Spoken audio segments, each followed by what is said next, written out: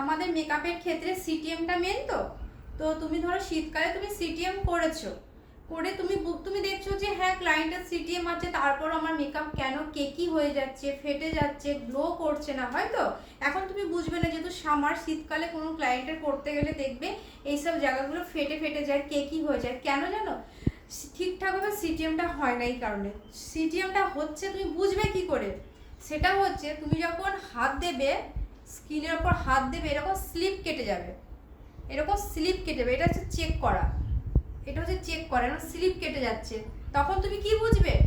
যখন এটা সিটিএমটা আমাদের ঠিকঠাকভাবে হচ্ছে। আর যখন এরকম স্লিপ কাটবে না, কোথাও এরকম কাটতে কাটতে দাঁড়িয়ে পড়লো, তাহলে কি আমাদের প্রোডাক্ট কম অ্যাপ্লিকেশন হয়েছে, আমাদের সিটিএমটা ঠিকঠাক হয়নি। ঠিক আছে? তাই যখনই তুমি চেক করবে, যদি মনে করছো যে বেস করার আগে আমার সিটিএমটা ঠিকঠাক করে রেডি হয়েছে কিনা, প্রাইমার দেওয়ার আগে কিন্তু, প্রাইমারের পর করবে না, তখন কি করবে, এরকম করে হালকা করে আবার চেক করে নেবে, এরকম চেক করে নেবে। দেখো আমার হাতটা কত স্মুথলি সরে যাচ্ছে, সরে যাচ্ছে। তো তার মানে কি আমার সিটিএমটা পারফেক্ট হয়েছে। সিটিএম পারফেক্ট না হলে কি হবে, কি বললাম, কেকি হয়ে যাবে।